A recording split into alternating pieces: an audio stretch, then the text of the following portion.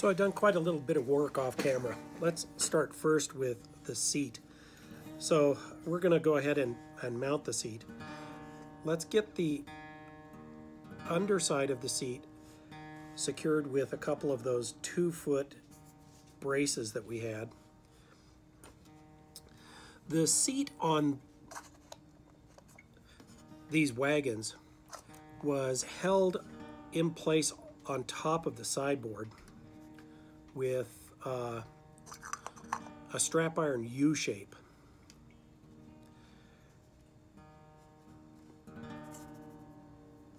And that strap iron U-shape would allow the seat to be moved forward or back or removed quickly because there were no bolts holding it in place. We're not going to use that. We're not going to put the strap U-bolts or U-straps on, but we are going to tie them together with this little bit of 1/16 by 1/16.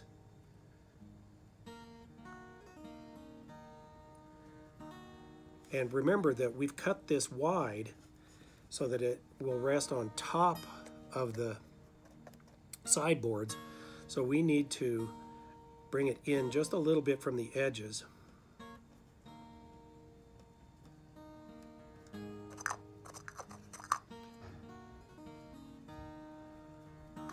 About the width of the sideboard.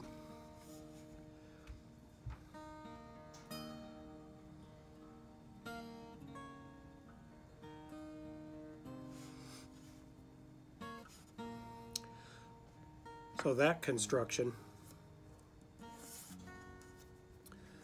will rest just inside the sideboards here on the wagon. And again, this can slide forward or back on your personal preference. If you wanted to have it so that the rider's feet went into the well of the bed, you could position it backwards a little bit. If you wanted to have a kickboard out the front of the wagon, which I'm going to do, you could have this farther forward, and then we would have a kickboard. So I'm going to go ahead and secure mine now at the front of the wagon.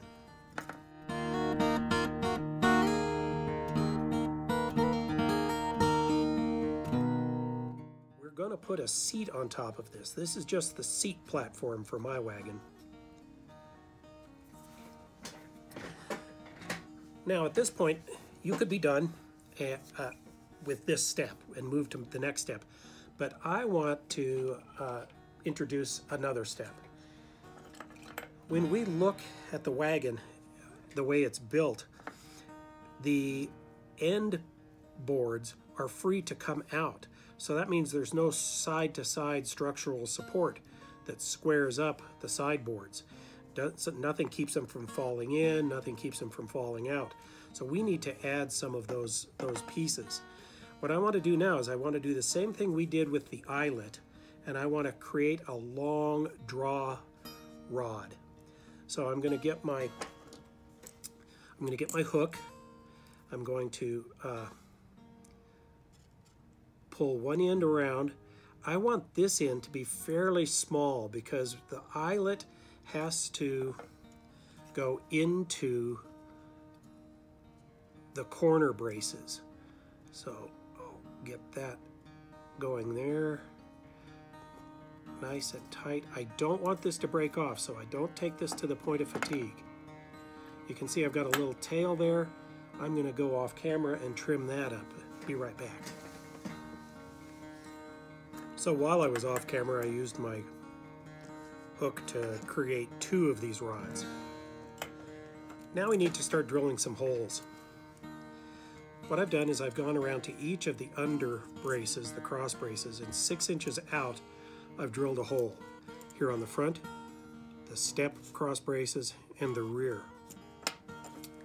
I've also come up the side of the sideboards, and just a few inches down from the top of the top sideboard, there's a hole only in this side and only here. And then when we turn the wagon around, the same over here and over here.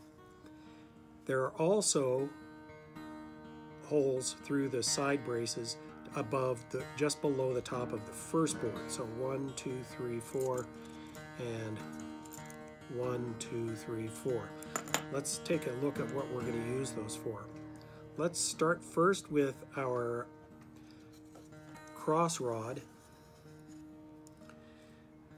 And what I want to do is I want to come into the hole that we've just drilled at the just below the top board, and I want to thread this through both holes.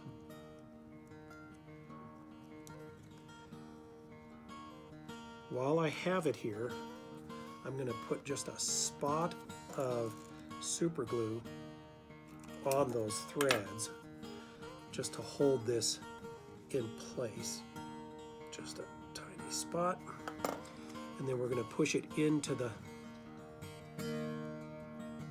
wagon.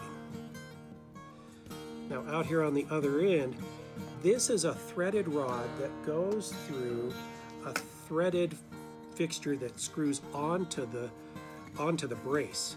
So it does not have a nut on it, and this long thread lets you turn this bar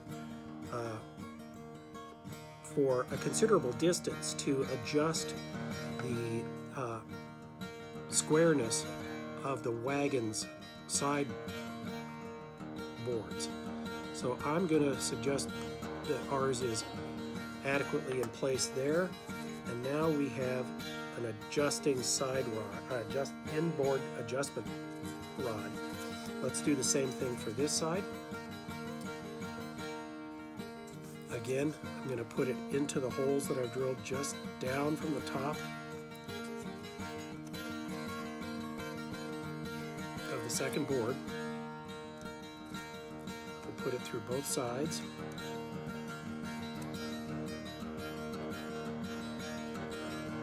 Bear with me.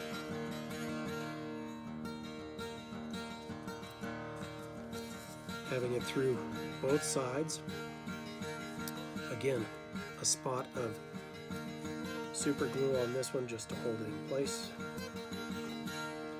And we'll push it all the way into that hole.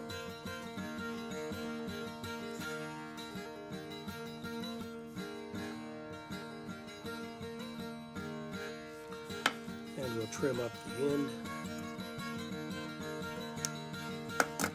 So now it looks like my wagon has the capacity to keep it from bowing outward and to adjust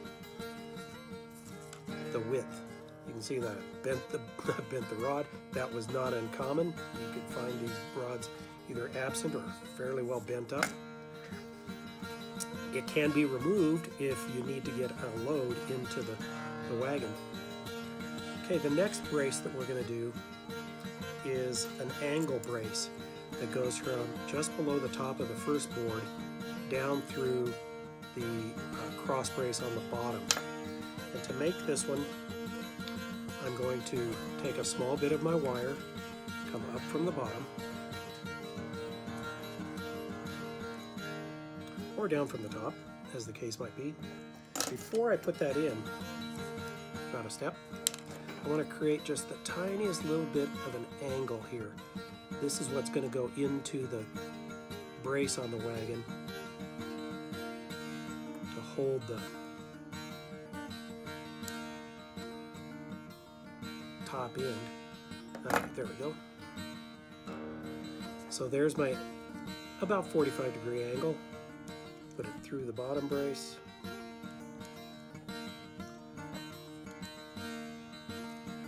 Put a spot of super glue where this is going to go in.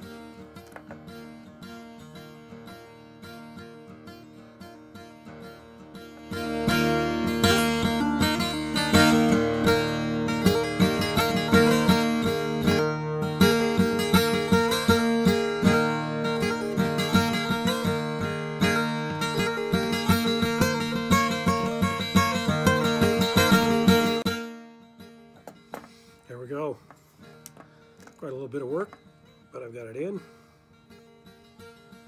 I'm going to come to the bottom side.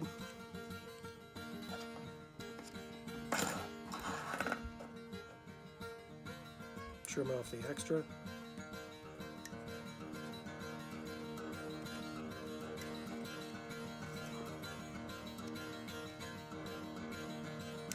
Put a spot of super glue to make sure it stays there. And there I have my angle brace.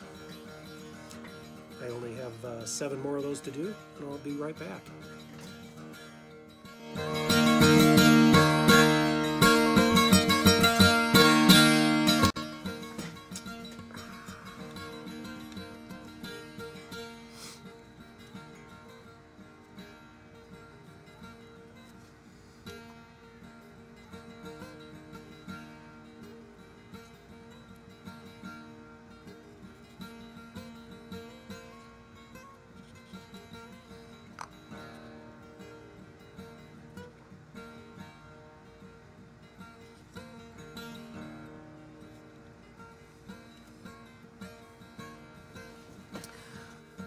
While I was off camera, I decided to show some mercy to our driver. Instead of having him just sit on the remaining portion of a 9-inch plank, I gave him another 9 inches. I've gone ahead and I've taken one of our angled side pieces and I've already put it in place. It's not real pretty at this point because it's not exactly where I wanted it. It's not exactly the angle, but here's the concept. The angled cut is going to hold the backrest at the angle it needs to go. You'll find also that most of the wagon seats, this sideboard on the seat angled upward and outward. So that's what we're going to do here on this next brace. I'm going to go ahead and put this in my needle driver. That allows me to simultaneously put glue on the back edge and the bottom edge. And then what I want to do is I want to set it in slightly from the edge, outside edge of the seat, and then angle it outward slightly. If I can hold that in place while I let this needle driver off, not too bad. So there is our seat. When this dries, I'm going to cut these sideboards at a little bit of an angle. They generally had a decorative fluting or something. You don't want to have a sharp edge that people can bang a hip on or something. So we'll trim that up when it's dry. The next thing I want to move to now is the suspension. You've seen there are leaf springs on these, and I'm going to secure that with contact cement because what I'm going to use for my spring is heat shrink tubing. The only downside to using heat shrink tubing is you can't get this model near high temperature or else it's going to distort our spring. But here's what I do. I take a length of the spring and the diameter or of your tubing is going to be about double the width of your board that you're putting there. So I'm going to mash this down pretty hard. I want to get a nice crisp edge on my tubing where I've flattened it out. So right there. Try not to distort it too much, but you do want a nice flat edge right on the corner. This will turn our circle into an ellipse, and that's going to represent the elliptical springs.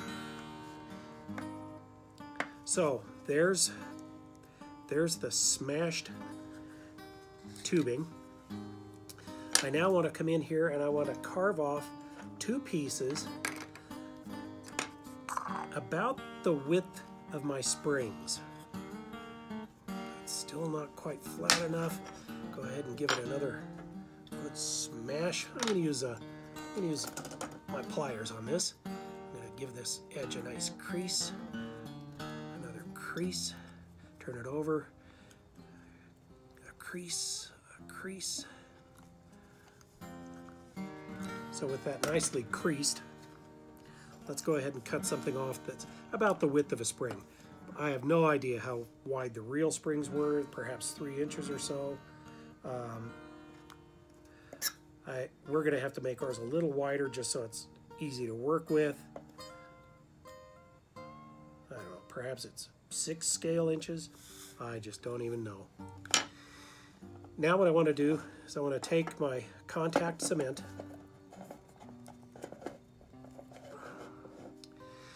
I'm going to take just a spot of the contact cement and put it on the spring right at the top. And the lesson I'd learned before, but I didn't do this time, you got to hold this thing down. So, a spot of contact cement on the top.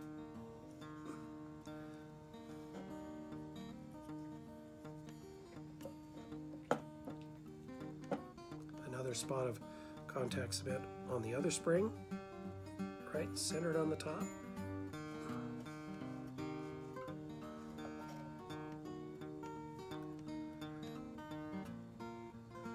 We're going to give this time to get just a little tacky. And you can see this, if you're not careful, it goes everywhere and then you're in trouble. I also want to put a spot of contact, pardon me, of contact cement onto the buggy, that platform we have. I'm going to make mine inside of the brace that holds together the two boards, assuming that there's a bolt or something there that people would want to have access to. When this is tacky,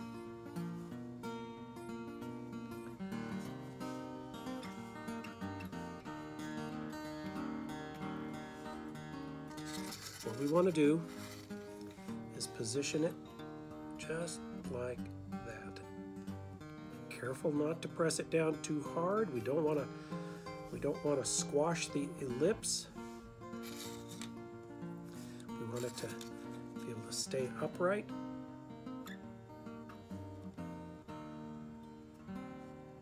If you're pressing down, press from inside the ellipse.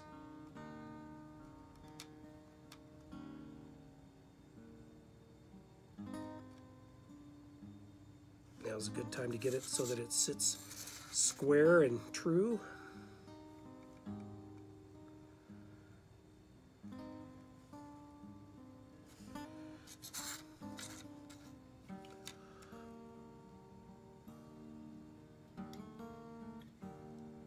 I'm pretty satisfied with that. Again, it's time to let things dry. Okay, things have dried enough that we're ready to move to the next step. While we were off camera, I started on my footrest. I took another one of my 9-inch boards and I just put a couple of strips of styrene that I had available around. It just needs to represent some strap iron. What I want to do now with that is I do want to I want to bend the strap iron a little bit to about a 45-degree angle.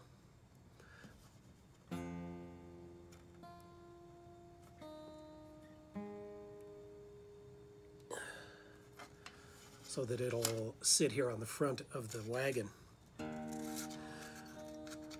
Let's go ahead and I'm going to do this with super glue.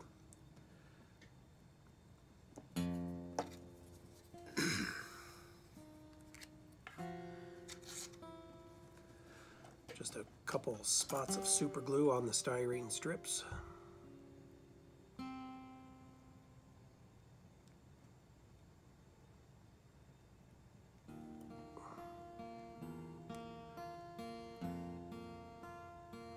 Maybe just a little bit on the back edge of the step itself.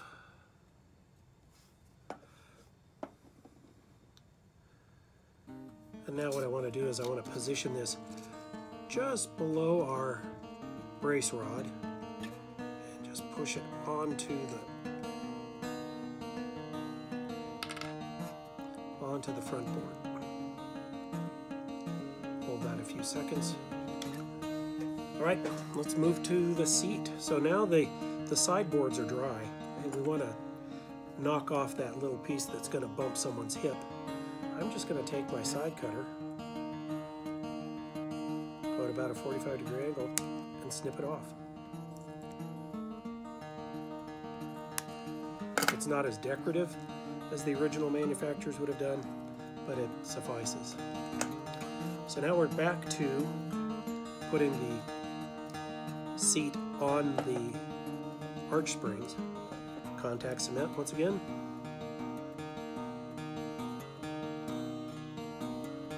Put a spot right on top of the elliptical spring. Another spot right on top of the elliptical spring.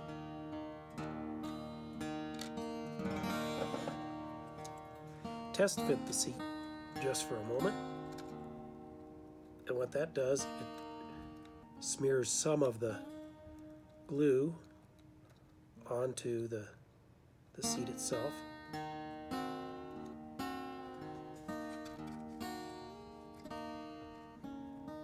Good. Well, I'm going to just put that on there.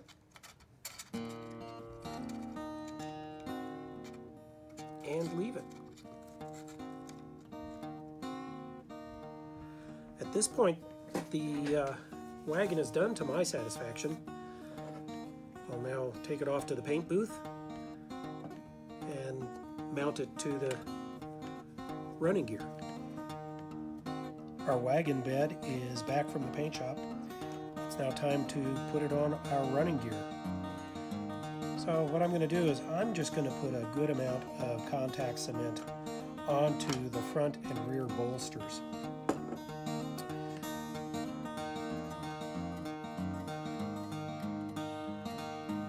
If the joint is less than permanent, that's okay with me. I could live with coming back and putting it back on a couple times.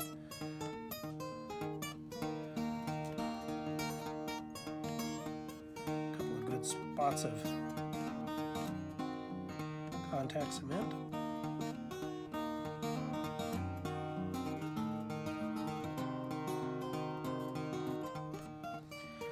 The main reason I wanted the contact cement was for the space-filling nature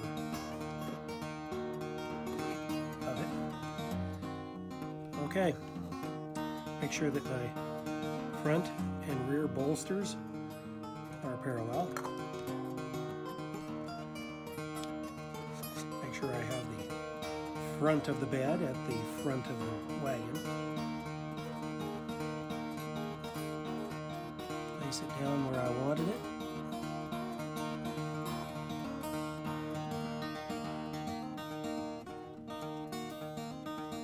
Making sure that the front bolster is parallel. Turn that over.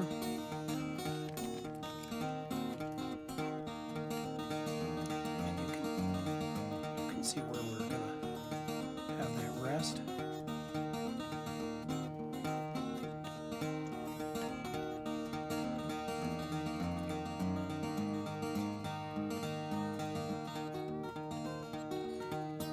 Have just a little interference with the brake hanger beam, so I'm going to pull it so that the brake hanger beam is just touching one of the footrest braces. There we go. We'll let that dry.